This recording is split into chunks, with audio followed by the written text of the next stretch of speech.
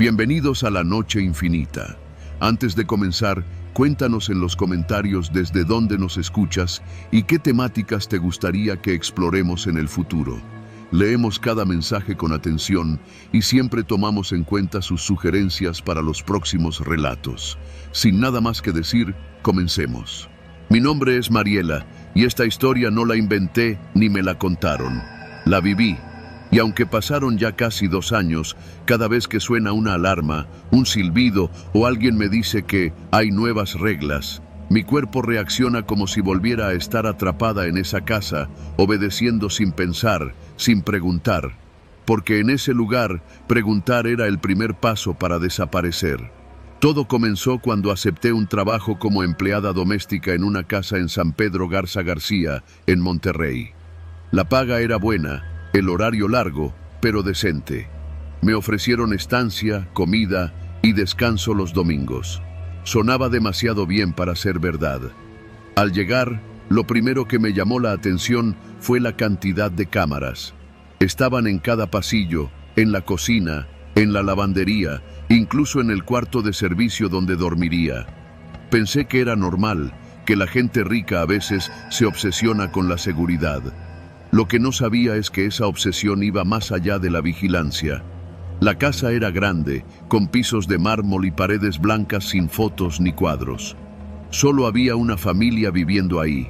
La señora Amalia, una mujer de unos 50 años, su esposo, que casi nunca estaba, y su hija adolescente, Paulina.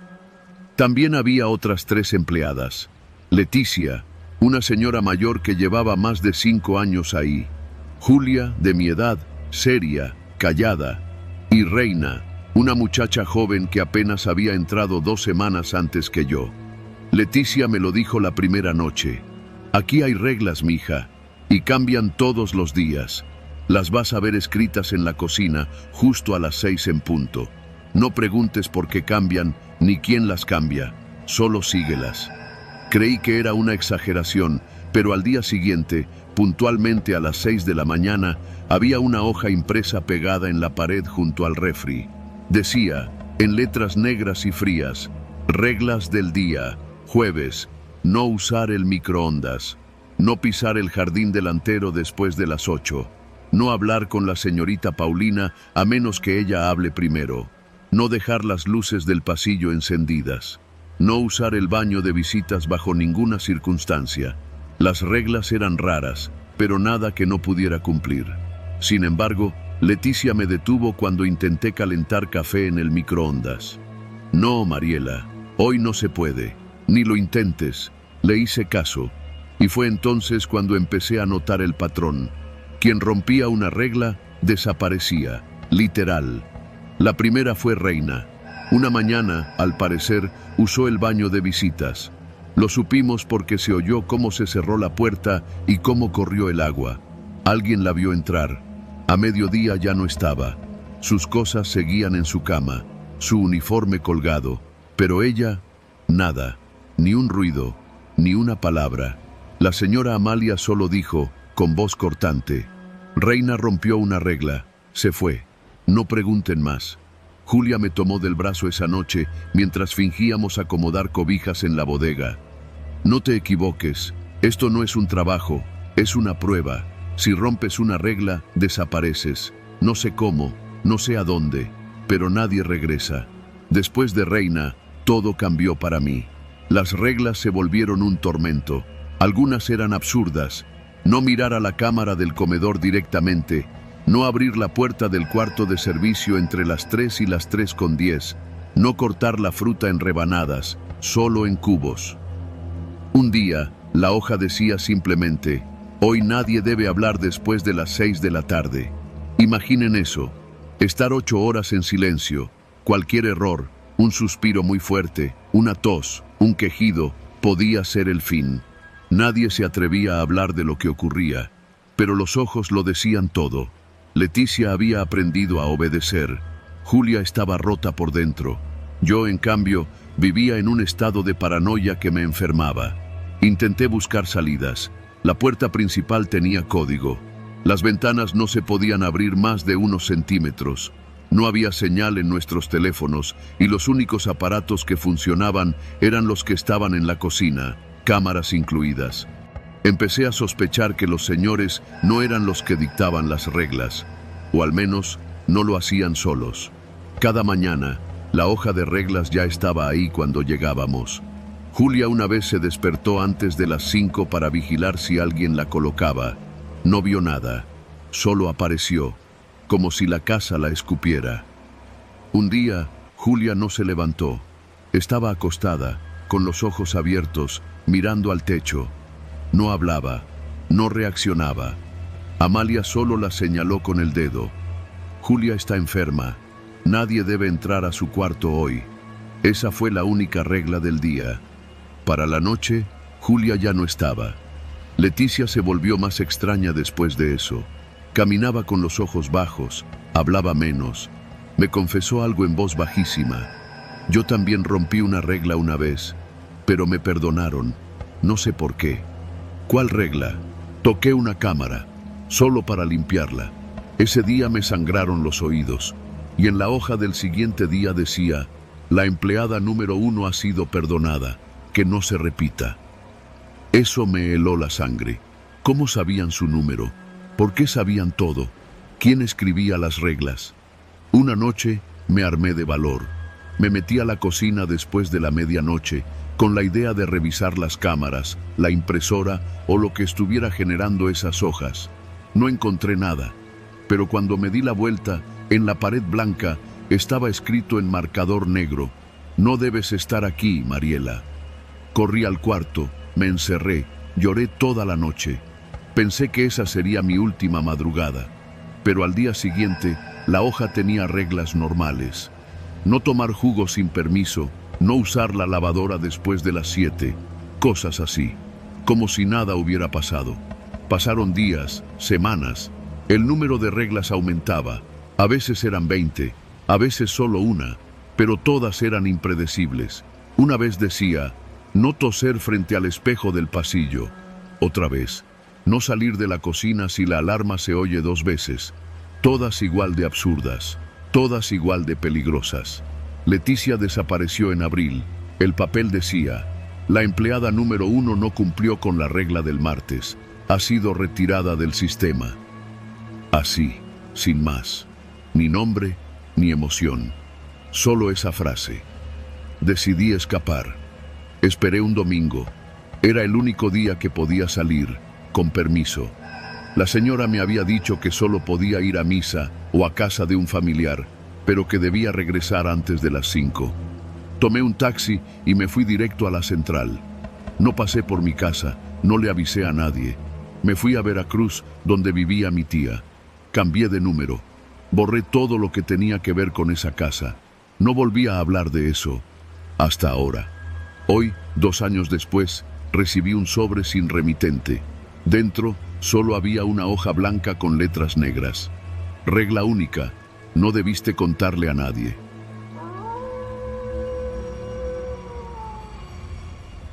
Me llamo Mariela, tengo 33 años y llevo trabajando como empleada doméstica desde que tenía 18. A veces de planta, a veces por días. He estado en casas de todo tipo, desde departamentos de solteros hasta mansiones en zonas de lujo. Pero nunca imaginé que mi peor experiencia sería en una casa aparentemente común, en una colonia tranquila de Coyoacán. Todo comenzó cuando mi prima Leti me recomendó con una señora que acababa de regresar de vivir en el extranjero. Leti trabajó un tiempo con ella, pero la dejó porque se le cruzaron los horarios con la escuela de sus hijos.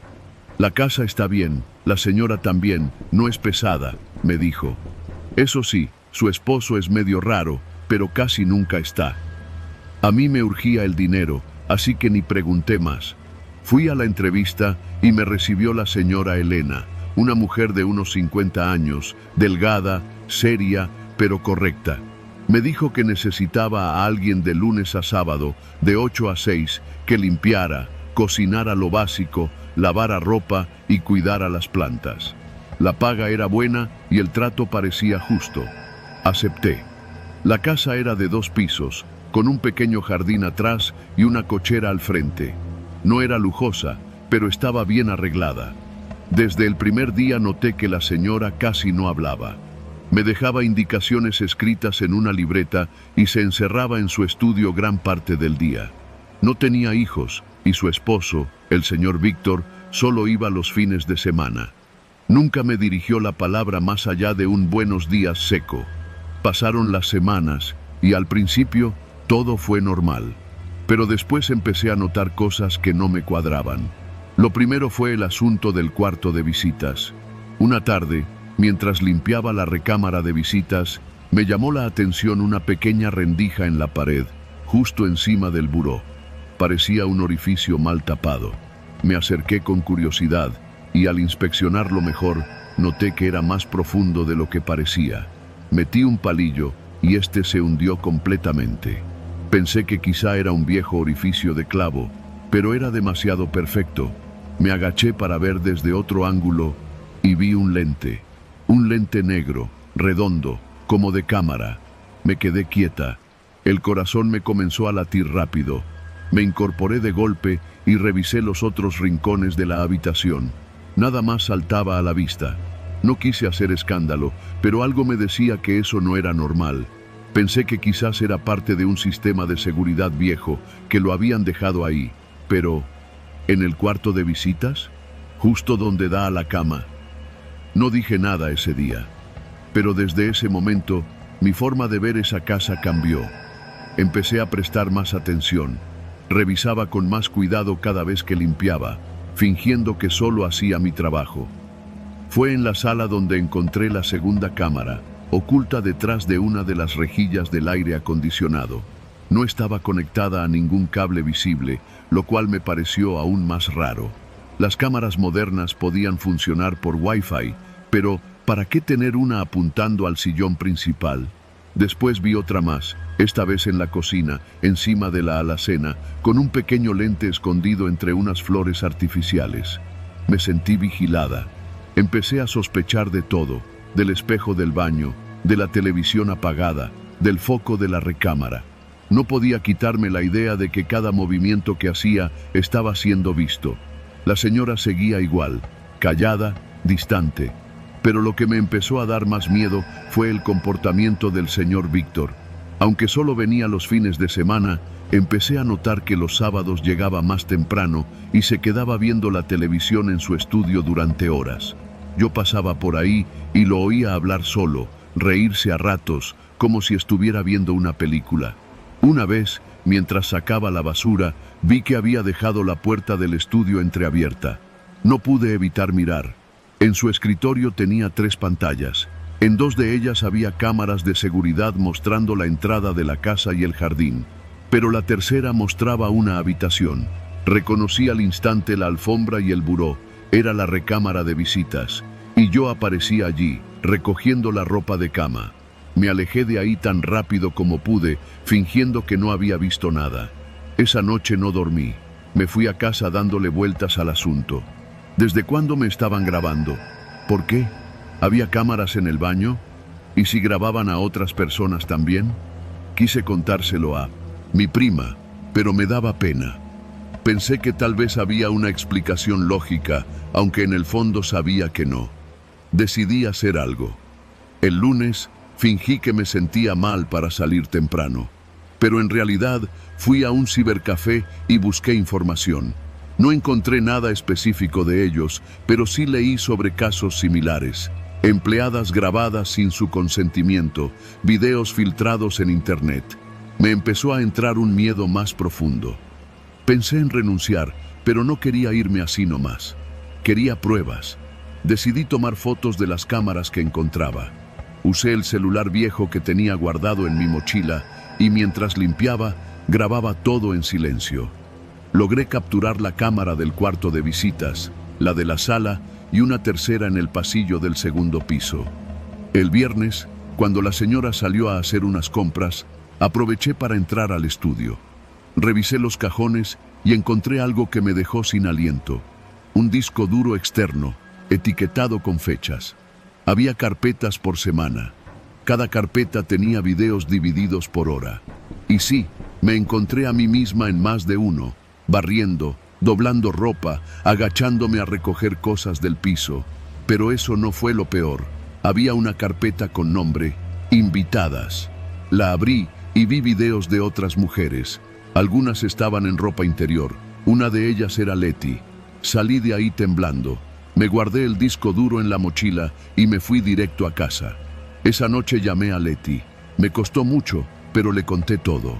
Al principio pensó que estaba exagerando, hasta que le mandé uno de los videos. Lloró. Me dijo que nunca imaginó algo así, que el señor siempre fue raro, pero que ella nunca sospechó que la estuviera grabando. Fuimos juntas a la policía al día siguiente. Mostramos las pruebas.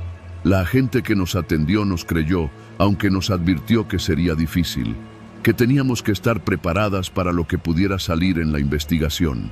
Pocos días después, hubo un cateo en la casa. Encontraron más de 20 cámaras ocultas.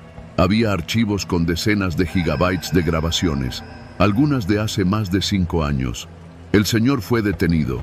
La señora dijo que no sabía nada. Nunca supe si era verdad. A nosotras nos ofrecieron apoyo psicológico. A otras mujeres también las llamaron para que testificaran.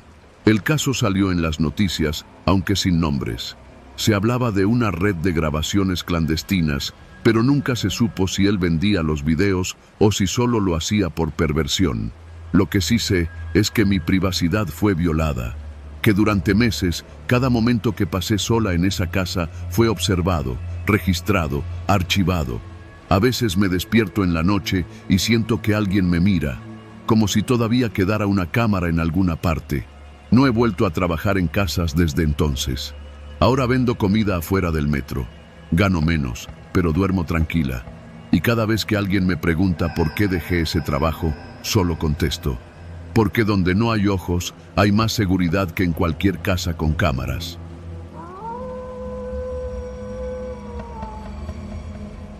No sé cómo empezar esto sin que parezca una confesión. Me llamo Raquel. Llevo más de 20 años trabajando como empleada doméstica. En ese tiempo he visto de todo: patrones buenos, patrones groseros, casas limpias y casas que guardan secretos. Pero nada me preparó para lo que viví con los Beltrán. Los conocí en octubre del año pasado, cuando me recomendaron con la señora Viviana a través de una vecina del barrio.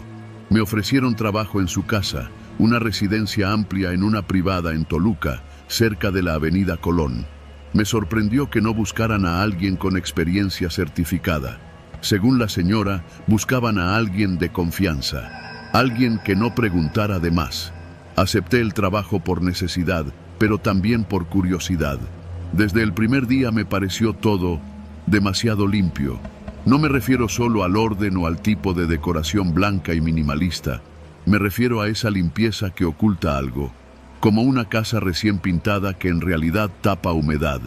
La familia estaba compuesta por 5 personas: la señora Viviana, el señor Ernesto y sus 3 hijos, Martina de 14, Ángel de 11 y la pequeña Camila de 5. Vivían bien. No eran millonarios, pero el señor trabajaba en el Poder Judicial y ella se dedicaba a la venta de suplementos alimenticios desde casa. Desde el principio hubo reglas. Yo solo podía usar el baño de servicio, tenía que entrar por la cochera lateral y no debía hablar con los niños más de lo necesario. Lo último me pareció raro, pero lo atribuí a la forma moderna en que educan ahora. Me pagaban puntual. Incluso me daban más de lo que ganaba en otros lados. Pasó el primer mes y empecé a notar cosas raras. La señora Viviana no salía de la casa, nunca, ni al supermercado. Hacían todo por aplicación. A veces el señor Ernesto llegaba en la madrugada y se encerraba en la oficina del fondo. En una ocasión, mientras barría, escuché a la niña Camila hablar sola en su cuarto. No es raro en los niños, pensé. Pero cuando me asomé desde la puerta entreabierta, estaba sentada frente al closet, en silencio total, como si escuchara algo. Cuando notó mi presencia, volteó y me dijo: «Tú no los escuchas porque no eres de la familia». No le di importancia, o no quise dársela. Un martes de diciembre me tocó quedarme hasta más tarde. La señora me pidió que preparara una cena especial para unos invitados. Fue la primera y única vez que vi gente entrar a la casa. 3 hombres trajeados, todos con mochilas negras que no dejaron en la entrada. Me pareció raro, pero me hice a un lado como siempre. Me fui a eso de las 10 de la noche. Al día siguiente, todo volvió a la calma. No volví a ver a ninguno de esos hombres. Una semana después, el ambiente se volvió más tenso. La señora se pasaba el día encerrada en su cuarto. El señor dejó de ir a trabajar. Martina, la mayor, empezó a mostrar moretones en los brazos. Me lo negó cuando le pregunté. Estaba jugando con mi hermano, dijo. Ángel, por su parte, se volvió retraído. No me hablaba. Y Camila, ella ya no me miraba a los ojos. Y luego, desaparecieron. Fue un viernes. Llegué a las 8, como siempre. Toqué el timbre. Nadie abrió. Esperé un rato y finalmente entré con la llave que me habían dado para emergencias. La casa estaba vacía, sin ruido, sin olor a café, todo en su lugar. Las camas hechas, los platos limpios, ni rastro de la familia, ninguna nota, nada. Esperé todo el día. Intenté llamar al celular de la señora, luego al del señor Ernesto. Ninguno contestó. Pensé que habían salido de viaje sin avisarme, pero pasaron 3 días, 4. El lunes me armé de valor y fui a la delegación a reportar lo sucedido. Me mandaron con un agente de la Fiscalía del Estado. Días después me llamaron a declarar. Me sentaron frente a un escritorio con una foto impresa. La familia Beltrán. ¿Reconoce a estas personas? Sí, claro. Trabajo con ellos. ¿Trabajaba?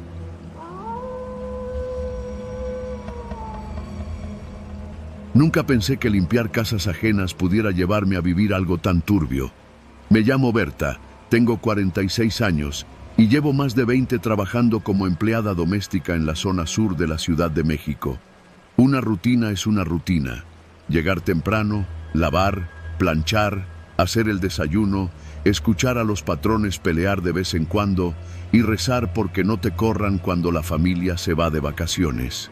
La casa del señor Octavio era de esas construcciones viejas en Coyoacán, con un patio grande lleno de macetas y un portón negro siempre oxidado. Trabajé con él durante 5 años, y si algo puedo decir es que era de esos patrones raros. No gritaba, pero su forma de mirarte te congelaba. Siempre tan medido, tan seco. Vivía solo desde que la esposa se le fue con un arquitecto, y los hijos casi no venían. Yo llegaba 3 días por semana y aunque nunca fue amable, me pagaba puntual. Todo cambió a principios de septiembre. Lo recuerdo porque acababan de pasar las fiestas del 2 de septiembre y ese martes llegué como de costumbre a las 8. Toqué el timbre y nadie abrió. Le marqué desde el celular que él me dio, pero tampoco contestó. Pensé que se había quedado dormido, así que usé la llave que me había confiado meses atrás. Al entrar, el silencio era denso. No se escuchaba ni el radio que siempre dejaba encendido. Empecé a llamarlo. Señor Octavio, ya llegué. Pero no hubo respuesta. Avancé por el pasillo y cuando entré al estudio, lo vi. El señor estaba tirado boca abajo, junto al sillón, con una mancha oscura que se expandía en la alfombra. Me quedé paralizada, literalmente. Nunca había visto un muerto. Ni mi madre, cuando falleció, me había provocado ese tipo de horror seco en el estómago. Lo primero que pensé fue, ¿y si lo mataron mientras dormía? Retrocedí con la intención de salir corriendo a pedir ayuda, pero entonces escuché algo que me heló la sangre. Cierra la puerta, no llames a nadie. La voz venía del piso, del muerto. Se movió. Lentamente se incorporó, como si lo estuviera actuando. Tenía una bolsa plástica bajo la camisa, llena de lo que parecía sangre falsa, y un frasco de pintura roja volteado en la alfombra. Me quedé ahí, temblando, sin saber si estaba soñando o en una maldita broma. ¿Qué está haciendo, señor?, pregunté, con la voz apenas audible. Se levantó por completo. Tenía el rostro blanco, sin expresión, como si lo que acababa de hacer fuera tan normal como pedir el desayuno. Tú no viste nada, Berta. Necesito que me ayudes. Hoy mismo me vas a ayudar a desaparecer.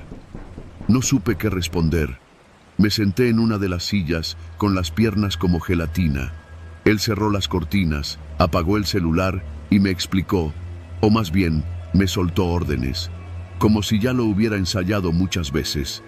Me dijo que debía decirle a cualquiera que preguntara que lo había encontrado muerto, que no llamara a la policía aún, que esperara hasta las 9 para hacerlo más creíble, que luego avisara a su hijo mayor, quien según él, no podía saber toda la verdad. Me negué, claro. Le dije que estaba loco, que yo no iba a participar en eso, pero el tipo ya lo tenía todo planeado. Sacó una caja metálica que escondía en el closet, llena de billetes y pasaportes falsos. Me mostró fotos, documentos. Me dijo que tenía enemigos, que su familia lo quería muerto por una herencia, que necesitaba fingir su muerte para salvar su vida. Y lo peor, me mostró una hoja con mi nombre, dirección, el de mis hijos y hasta el kinder de mi nieta. No te estoy pidiendo ayuda, Berta. Te estoy diciendo que, si no cooperas, va a salir más caro para ti. Ese fue el principio de un infierno. Ese día, a las 9 en punto, marqué a su hijo, siguiendo el libreto que él me dio. Lloré, fingí angustia. Dije que lo había encontrado frío, sin signos vitales. El hijo llegó antes de que dieran las 10, con cara de susto y el teléfono ya en la mano para llamar a la ambulancia.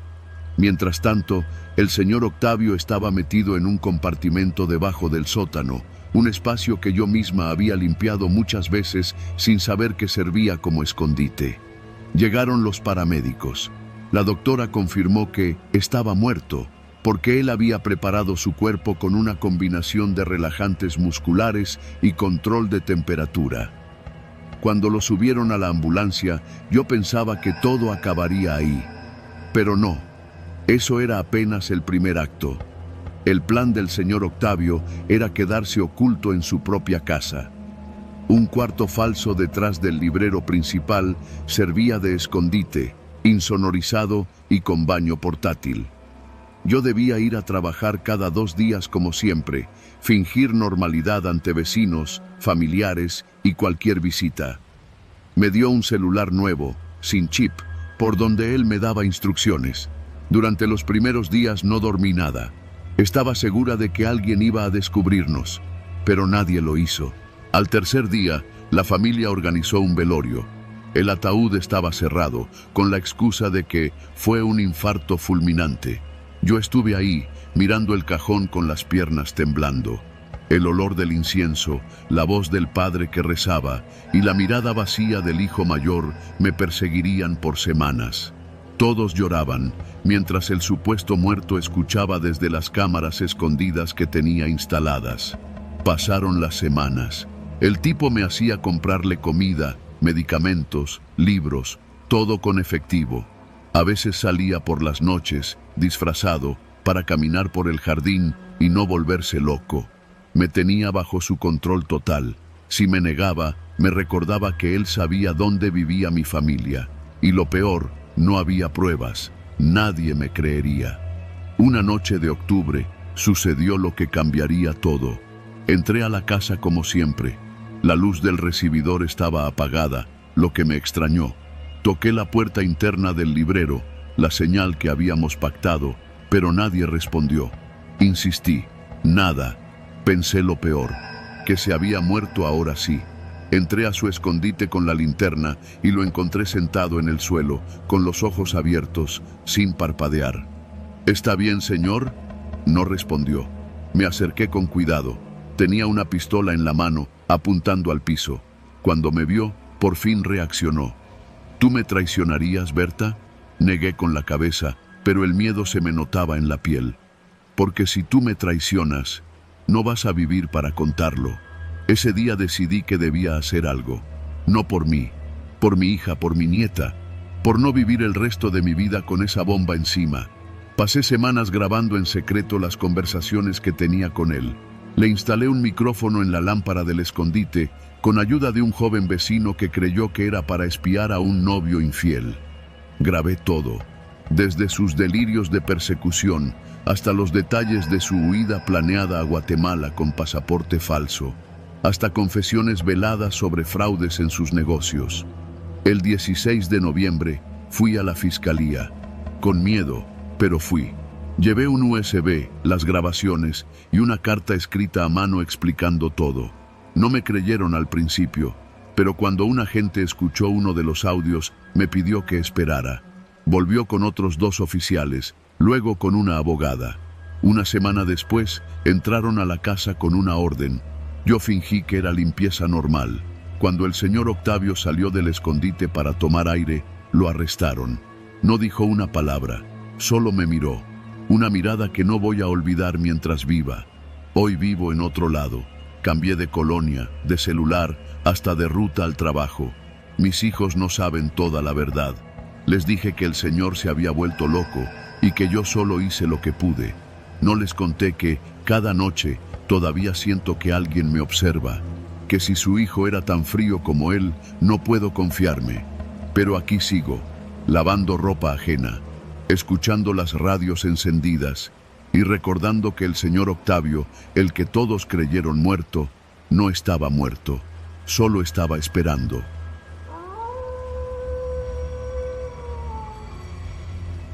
Me llamo Teresa, tengo 42 años y llevo más de la mitad de mi vida trabajando como empleada doméstica. He pasado por casas de todos los tamaños, de familias con hijos malcriados, señoras que me hablaban como si fuera parte del mobiliario y patrones que creían que pagarme mínimo era suficiente para exigirme máximo.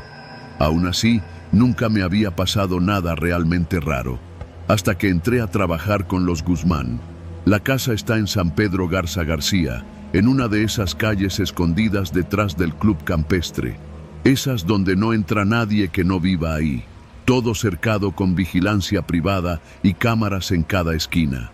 Me contactaron por una recomendación de otra señora para trabajar 3 días a la semana, en limpieza profunda.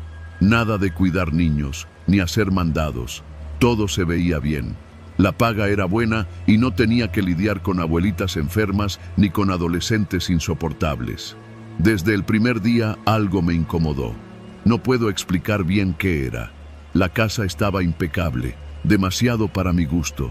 Nada fuera de lugar, ni una taza mal puesta, ni un mueble fuera de simetría. Todo olía a esos difusores caros que venden en Liverpool. La señora, Laura Guzmán, era amable pero distante. El señor casi nunca estaba.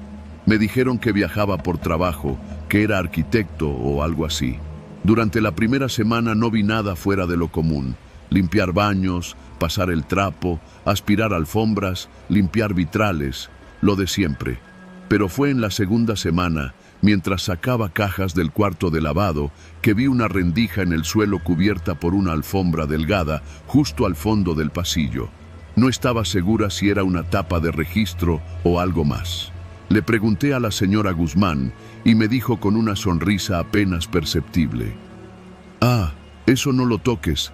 Es el sistema viejo del drenaje. Ya no sirve». No le di importancia. Pero un par de días después, mientras aspiraba esa misma área, noté que la alfombra se había movido un poco. La curiosidad me ganó. Me agaché y noté que era una trampilla con una argolla oxidada. No tenía cerradura.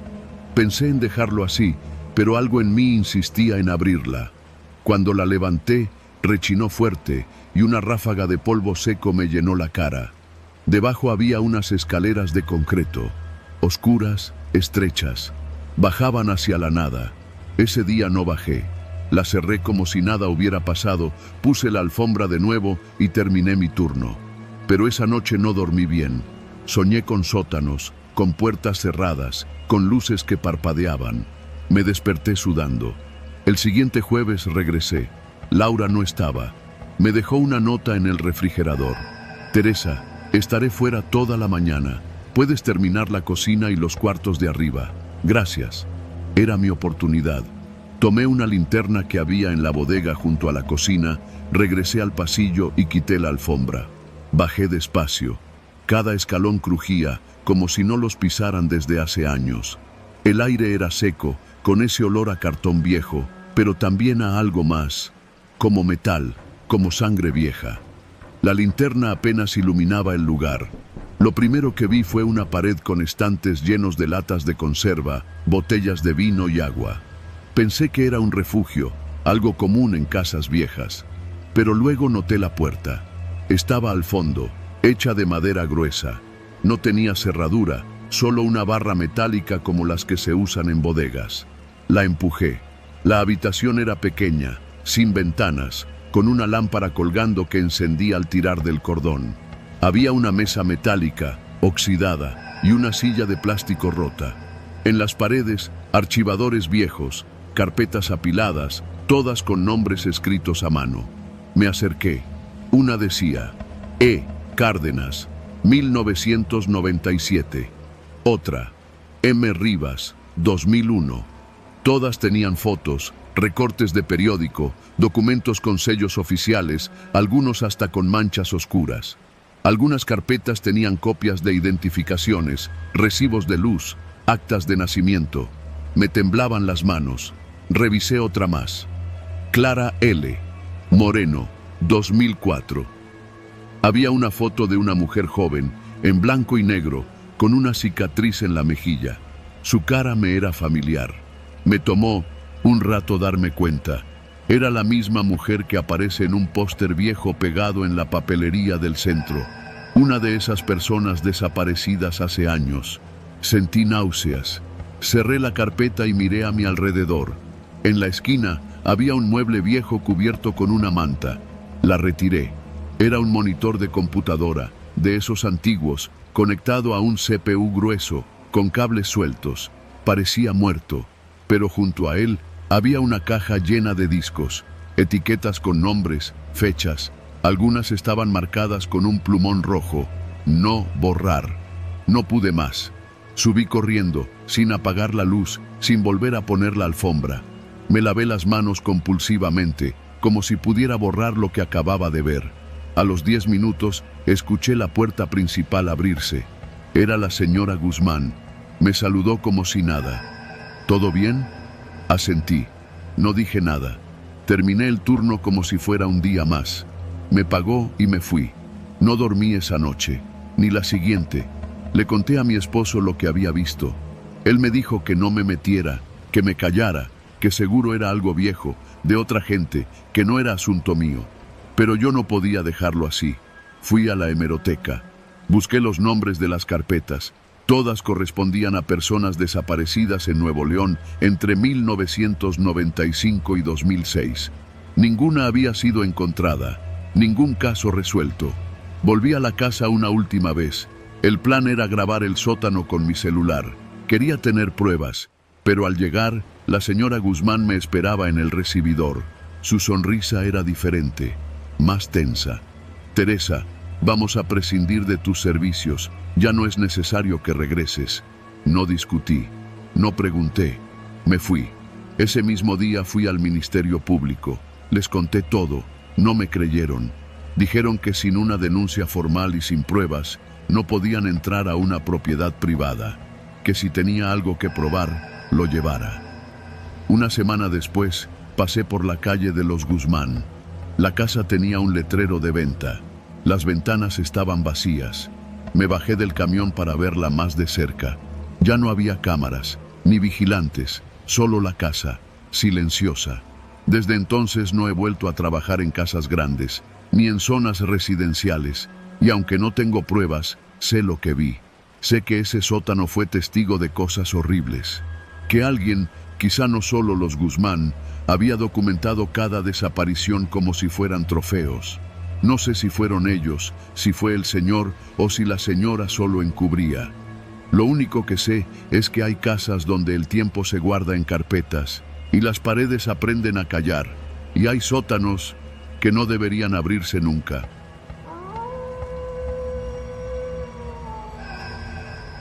Siempre fui muy cuidadosa con a quién dejaba entrar a mi casa. No me gustaba tratar con desconocidos y mucho menos dejarles las llaves de mi espacio.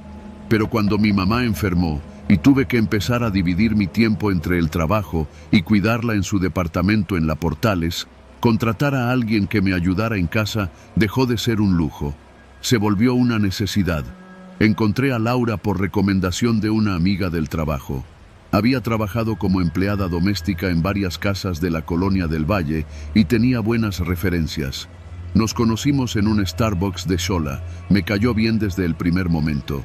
No era la típica señora mayor que ya se sabe los trucos de la limpieza con solo ver un trapeador.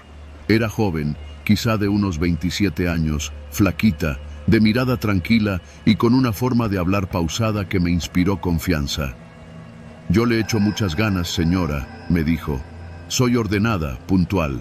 Si quiere, vengo 3 días a la semana y así no le sale tan caro». Nos pusimos de acuerdo.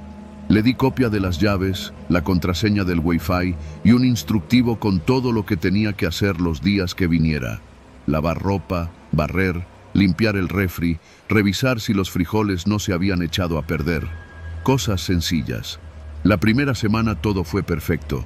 Volvía del trabajo y la casa olía a limpio.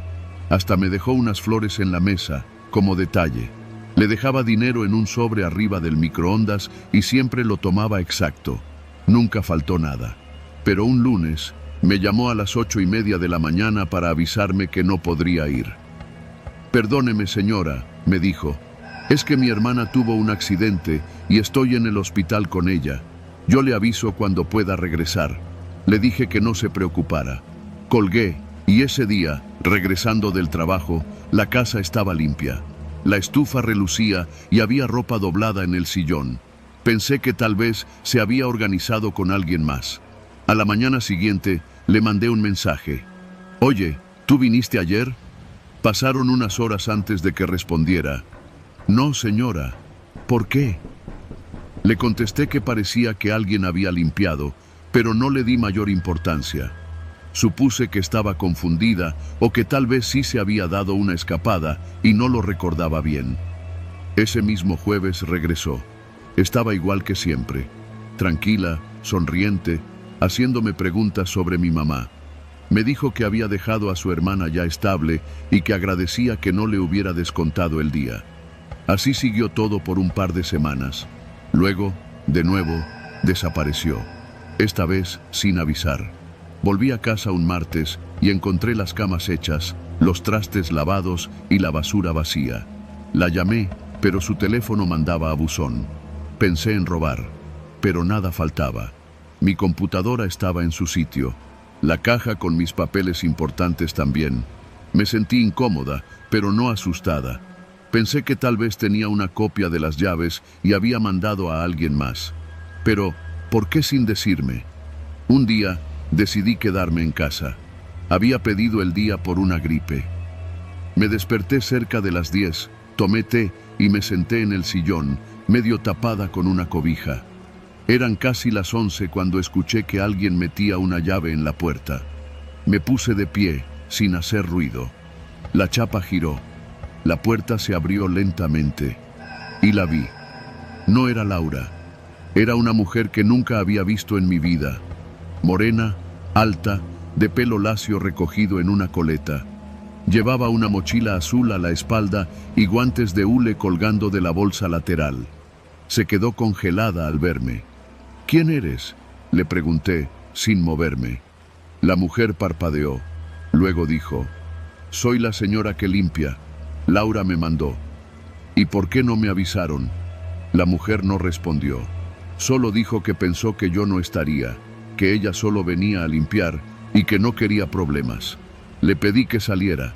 Cerré la puerta con seguro y llamé a Laura de inmediato. No respondió. No regresó jamás. Ese mismo día cambié la cerradura. Revisé mis cosas con más calma. No faltaba nada, pero encontré detalles. Mi cepillo de dientes estaba húmedo, aunque no lo había usado. Una toalla que yo siempre guardaba estaba colgada. Una vez encontré una taza en el escurridor que no era mía. Pasó una semana antes de que decidiera ir a la dirección que había anotado en la copia de su INE que me dio cuando empezó. Un edificio viejo en la calle San Simón. Toqué en la puerta de la planta baja, donde decía Laura Hernández López.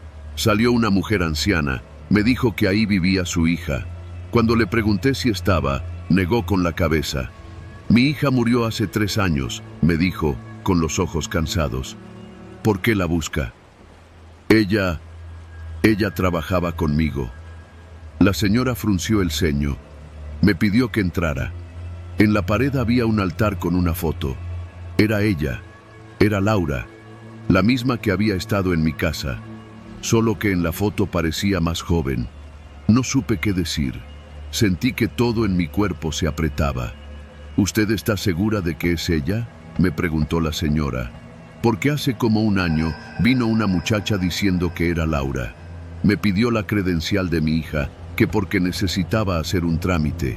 Me engañó. Desde entonces no he sabido más. Salí de esa casa en silencio. En los días que siguieron, recordé pequeñas cosas que me hicieron sentido hasta entonces. Laura no hablaba mucho de su vida. Nunca mencionó nombres ni familiares, salvo aquella hermana del hospital. Nunca contestó una llamada frente a mí. Nunca trajo uniforme. Siempre se cambiaba en el baño. Decidí ir con la policía. Llevé la copia del INE. Hicieron una búsqueda. El documento correspondía a una mujer fallecida, efectivamente. Me preguntaron si quería levantar una denuncia. Les dije que sí, pero me explicaron que sin un delito evidente no había mucho que pudieran hacer. Era suplantación, sí, pero sin un daño material claro, el caso se quedaría archivado. Durante meses viví con la paranoia de que la mujer volvería. A veces creía verla en el mercado o cruzando alguna calle de la Narvarte, pero nunca me acerqué. Cambiar cerraduras no fue suficiente.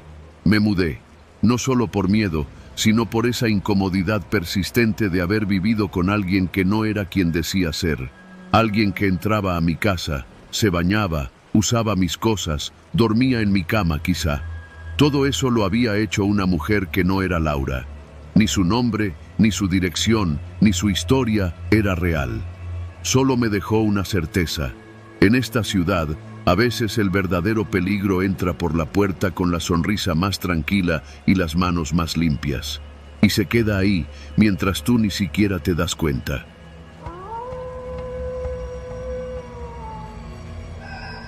Me llamo Teresa.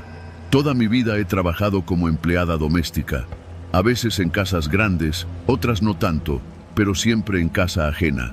Mi trabajo nunca ha sido glamoroso, pero me ha dado para mantener a mi hijo y para pagar la renta de la vecindad en la colonia Doctores, donde vivo desde hace más de 15 años. A principios del año pasado me contrataron con una familia en la colonia del Valle. Ella, la señora Blanca, era contadora, trabajaba desde casa, casi no salía.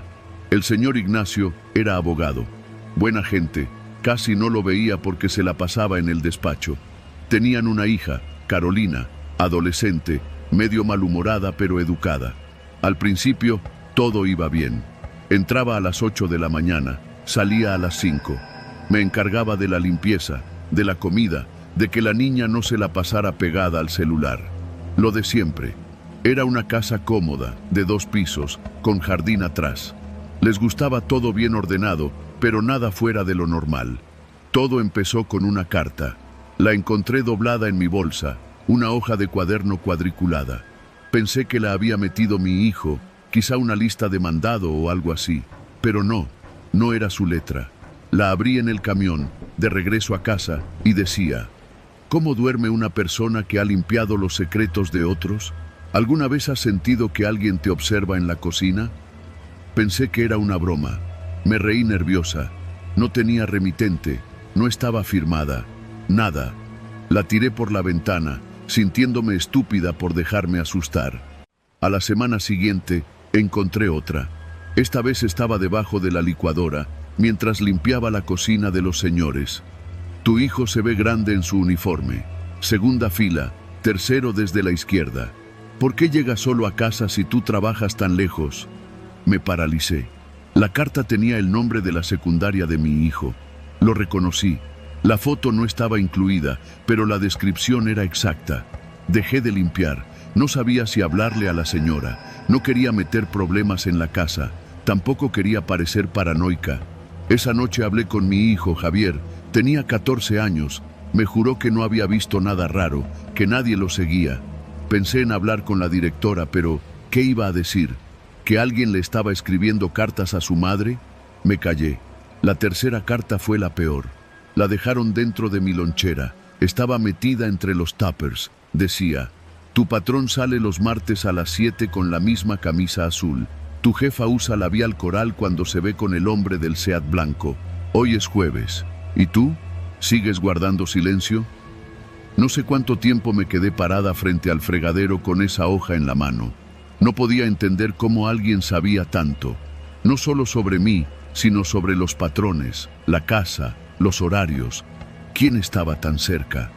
Guardé la carta en mi bolsa y traté de actuar normal, pero cada ruido me sobresaltaba. Revisaba si las ventanas estaban abiertas, si la reja de la entrada estaba cerrada con seguro. Esa tarde fingí estar enferma y me fui más temprano. Esa noche no dormí. Me levantaba a cada rato a mirar por la ventana de mi cuarto. Vivo en una vecindad en la planta baja. Es fácil asomarse. Sentía que alguien me espiaba, aunque no podía ver a nadie. A la semana siguiente, falté al trabajo 2 días. Le dije a la señora Blanca que estaba enferma. No era mentira. El miedo te enferma, te aprieta el estómago, te sube la presión. Me quedé en casa, esperando a que las cartas pararan. Pero no fue así. Una tarde encontré un sobre debajo de la puerta de mi casa. Tenía mi nombre escrito con tinta negra, en letras torcidas. Temblando, lo abrí. Adentro había una sola hoja. Hay algo que tú sabes, pero no te atreves a decir. Yo lo sé también, pero yo no me callo. No entendía nada. ¿Qué sabía? ¿Qué tenía que ver todo esto conmigo? Lo único que hacía era limpiar, trapear, cocinar. No me metía en nada. Pero esa palabra callar me empezó a taladrar la cabeza. ¿De qué me estaban acusando? Le conté a mi hermana. Me dijo que debía ir a la policía. Pero no tenía pruebas. No había amenazas claras, solo frases sueltas. Me iban a decir que era una exageración, como siempre. Y además, ¿cómo explicarlo sin sonar loca? Una mañana, ya de regreso en la casa de los señores, vi algo extraño. Mientras lavaba los trastes, noté que la cámara del portero estaba girada hacia la calle. No era raro, pero al revisar la pantalla del interfono, que la señora dejaba encendida por si llegaba el de los recibos, vi una figura parada frente a la casa, del otro lado de la acera. No se movía, no tocaba el timbre, solo estaba ahí, con una gorra negra, quieto, como si esperara. Pasaron 5 minutos, 10, 15, y entonces el interfono se apagó. No porque lo apagara yo, se fue la señal. Al salir a barrer, la figura ya no estaba. A partir de ese día, las cartas comenzaron a incluir cosas que pasaban en el momento. Una decía, no te metas a la alacena hoy, algo está fuera de su lugar. Alguien más entró cuando tú no estabas. Yo misma había cerrado la puerta con llave cuando me fui el día anterior, pero al abrir la alacena, una caja de cereal estaba en el suelo. Había marcas de tierra en el piso, y el pequeño pestillo de la ventana trasera estaba forzado. Sentí que me faltaba el aire. Fui con la señora Blanca. Le conté, no todo, pero sí que alguien había entrado. Ella llamó al señor Ignacio, que llegó molesto y revisó toda la casa. Nada parecía robado, nada roto. Dijeron que quizá fue un vago, un ladrón ocasional, pero no hicieron denuncia.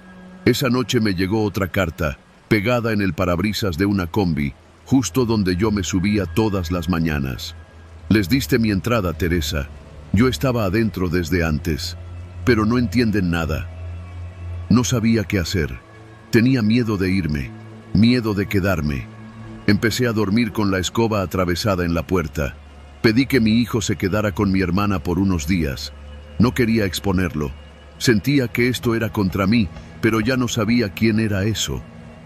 Una tarde, mientras limpiaba la recámara principal, noté algo extraño en el ropero del señor Ignacio. Había una camisa que no estaba doblada como las otras. Al moverla, cayó un sobre, blanco, con mi nombre. Pensé que era una trampa. Dudé, pero lo abrí. Dentro había fotos, mías, tomadas desde afuera de la casa, desde una ventana, desde la calle, desde la barda. Una de ellas era yo recogiendo mi mandil del tendedero. Otra era yo, al salir de bañarme, con el cabello aún mojado, en mi casa. Todas las fotos estaban impresas en papel bond, en blanco y negro. En la última había un mensaje escrito con tinta roja. Deberías revisar mejor los cuartos. No todo está limpio. A veces los secretos se guardan donde menos esperas. Me temblaban las manos. Bajé con el sobre a la cocina. Quería mostrarlo, pero cuando lo abrí frente a la señora, las fotos ya no estaban. Solo había hojas en blanco.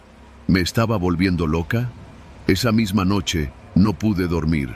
Pensé en renunciar, en irme, pero al día siguiente, antes de que pudiera hablar con los patrones, encontré la última carta. Esta vez no estaba oculta. Estaba sobre la almohada de mi cuarto, en la vecindad. Alguien había entrado. La hoja estaba firmada, por primera vez. Tenía un nombre, uno que no reconocí de inmediato. Al principio creí que era una firma falsa, pero algo hizo clic en mi cabeza. Era el nombre del jardinero que había trabajado con los señores antes de que yo llegara. Se llamaba Cristóbal. Lo supe porque una vez la señora Blanca me pidió que no dejara entrar a ese señor si volvía. Dijo que lo habían despedido porque era muy confianzudo, que una vez entró sin permiso. La carta decía: me encerraron afuera, dijeron que no era de fiar. Pero tú me viste, tú sabías, me ignoraste, tú también eres parte. Esta vez no te vas a escapar. Llamé a la policía, vinieron, revisaron, dijeron que no había señales de entrada forzada. Me hicieron preguntas, me miraban como si fuera una histérica, pero 3 días después lo atraparon. Cristóbal estaba escondido en un cuarto de herramientas de la casa de los señores. Tenía una llave, no sabemos desde cuándo la tenía. Había instalado una pequeña cámara en la cocina, una más en el cuarto de servicio. Usaba un teléfono con doble chip para enviar las cartas. Guardaba cosas en la alacena. Y lo peor, tenía recortes míos, fotos, ropa interior mía que había robado del tendedero. Nunca supe por qué me eligió a mí. Tal vez porque yo no dije nada la primera vez que lo vi cruzar el jardín. Porque no quise meterme en problemas. Porque me callé. Porque, como dice la carta, sabía. Ahora trabajo con otra familia, lejos, con vigilancia, cámaras y rejas altas. Mi hijo vive conmigo. No me vuelvo a quedar callada. Aprendí que el peligro no siempre grita. A veces escribe y firma con tu miedo.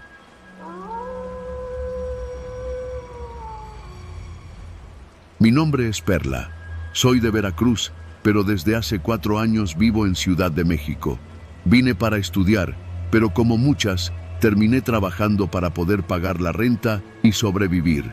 Nunca imaginé que terminaría metida en algo que apenas puedo contar sin que se me revuelva el estómago. Todo comenzó cuando respondí a un anuncio en redes sociales. Decía algo como: se solicita empleada doméstica interna, buen sueldo, alimentación incluida, habitación propia, zona residencial en Lomas de Chapultepec. La publicación tenía decenas de comentarios, pero muchos eran de mujeres que aseguraban que habían trabajado ahí y que era la mejor casa donde habían estado. El nombre de la señora no aparecía, solo una dirección de correo para aplicar. Necesitaba el trabajo. No lo pensé mucho. Mandé mi solicitud con una foto y una pequeña carta donde explicaba mi experiencia. Me respondieron el mismo día. Me citaron para una entrevista 2 días después. La casa estaba en una calle privada, con portón eléctrico, cámaras en cada poste de luz y silencio absoluto. Ni perros se escuchaban. Toqué el timbre y la puerta se abrió sin que nadie respondiera. Fue raro, pero no era la primera vez que pasaba eso en casas grandes. Me recibió una mujer como de 50 años, bien vestida, muy seca. Se presentó como la señora Mariana. No hubo charla amable, ni preguntas personales. Lo único que me dijo fue: aquí se exige orden y respeto. Hay reglas claras. Si eso no te gusta, te puedes ir ahora. Asentí sin decir nada. Ella me explicó que sería interna, que tendría mi propio cuarto en la planta baja y que solo debía salir de él durante mis horarios de limpieza o cuando me llamaran. Me pareció extraño, pero el cuarto estaba limpio, la cama decente, y el pago, como me lo reiteró, era de los mejores que había visto. Acepté. La casa era enorme, de esas que parecen museos más que viviendas. Techos altos, muebles antiguos, cuadros que daban miedo por cómo te seguían con la mirada. El primer día conocí a 2 mujeres más, ambas internas también. Una era Estela, una señora callada de Oaxaca, como de unos 40 y tantos. La otra, Ángela, más joven que yo, de Guerrero. Las 3 teníamos habitaciones separadas, sin llave por dentro. Eso fue lo primero que me molestó. Por seguridad, dijeron. No había niños, ni señores. Nunca vimos a nadie más que a la señora Mariana, y a veces a una joven que se la pasaba encerrada en el segundo piso. Nunca bajaba, y solo escuchábamos que la regañaban por cosas sin sentido. Deja de tocar las cortinas, no hables sola, no grites, cosas así. A la semana noté que todo estaba demasiado controlado. No teníamos acceso a nuestros celulares durante el día. Los dejábamos en un cajón de la cocina y solo podíamos usarlos de 6 a 7 de la noche. Había cámaras en los pasillos, en la cocina, en la sala y hasta en el patio trasero. En nuestras habitaciones no, eso sí, pero sentía que alguien nos observaba incluso cuando estábamos solas. Un martes, mientras lavaba el piso del pasillo principal, vi una de las cámaras girar lentamente hacia mí. No fue casual. La cámara me siguió con movimientos suaves, como si alguien estuviera detrás del monitor. Levanté la mano, como saludando, solo para ver si reaccionaban. Y sí, la cámara se quedó fija, apuntándome hasta que terminé y me fui al cuarto de lavado. Le conté a Estela. Ella bajó la mirada, casi como si le diera miedo hablar. Solo murmuró: aquí es mejor no llamar la atención. Esa noche no pude dormir. La sensación de estar vigilada me tenía con el estómago apretado. Y para empeorar las cosas, escuché pasos en el pasillo, lentos, constantes. Alguien se detuvo frente a mi puerta. No tocaron, solo se quedaron ahí unos segundos, y luego se fueron. Pasaron los días. Las reglas comenzaron a endurecerse. Ya no podíamos hablar entre nosotras durante la jornada, solo durante la cena. Nos entregaban las tareas por escrito, en hojas que dejaban debajo de nuestras puertas. Ángela empezó a portarse rara. Un día la encontré llorando en el cuarto de lavandería. Le pregunté qué le pasaba, pero no me dijo nada. Solo me abrazó fuerte. Esa noche no cenó. A la mañana siguiente, Ángela ya no estaba. Estela me dijo que se había ido, pero yo sabía que eso no era cierto. Sus cosas seguían en su cuarto, hasta su cepillo de dientes. Quise preguntar a la señora Mariana, pero no me atreví. La mujer tenía algo en la mirada, algo frío, como si le faltara una parte del alma. Comencé a planear cómo salir de ahí, pero todo era complicado. El portón no se abría sin autorización desde dentro. Las cámaras estaban en todos lados, y cada vez que me movía fuera de lo estipulado, sonaba una alarma muy leve, como un bip corto que venía desde las paredes. Descubrí que incluso en el baño del segundo piso había sensores de movimiento. ¿Para qué tanto control? Una noche decidí arriesgarme. Me levanté a las 3 de la mañana. Tomé mis cosas en silencio, salí del cuarto y avancé hacia la cocina para tomar mi celular. Lo encontré en el cajón, pero sin batería, muerto. Aún así, lo guardé. Cuando llegué a la puerta trasera, descubrí que había un nuevo candado, uno grueso, imposible de romper. Volví sobre mis pasos y cuando pasé por el pasillo, vi una de las cámaras seguirme otra vez. Corrí al cuarto, cerré la puerta. A los pocos minutos se fue la luz en toda la casa. Me quedé en la oscuridad total, apenas respirando. Escuché cómo la cerradura de mi cuarto giraba desde afuera. No había seguro por dentro. Lo recordé justo cuando la puerta se abrió. Era Estela. Me hizo una seña con el dedo en los labios para que guardara silencio. Me susurró que bajara con ella, que había una forma de salir. Fuimos hasta el cuarto de lavado. Allí, detrás de una tarja vieja, había un compartimento, un hueco apenas visible cubierto con un pedazo de madera suelta. Estela lo movió y reveló una compuerta pequeña. Era un túnel de servicio, polvoriento, húmedo, Parecía conducir hacia el exterior. Me dijo que ahí había escapado otra empleada tiempo atrás. Me metí sin pensarlo. Estela me pasó una lámpara de mano.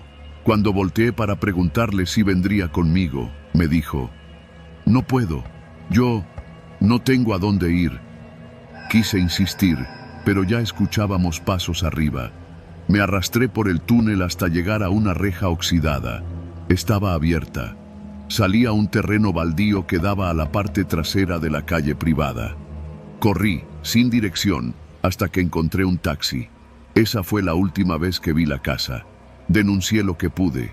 Di la dirección, conté todo. La policía me tomó la declaración y dijo que investigarían. Pero al volver a pasar por la zona semanas después, vi que la casa estaba vacía, vendida, la fachada distinta. Ningún rastro de la señora Mariana, ni de Estela, ni de Ángela. Como si nunca hubieran existido. Hoy vivo en otra colonia. Trabajo por mi cuenta. No soy capaz de entrar a una casa que tenga cámaras visibles. No soporto el sonido de cerraduras girando. Y cada vez que alguien me pregunta si volvería a ser interna en una casa bien, solo pienso en esa puerta sin seguro y en los ojos que me vigilaban desde la oscuridad. No, nunca más.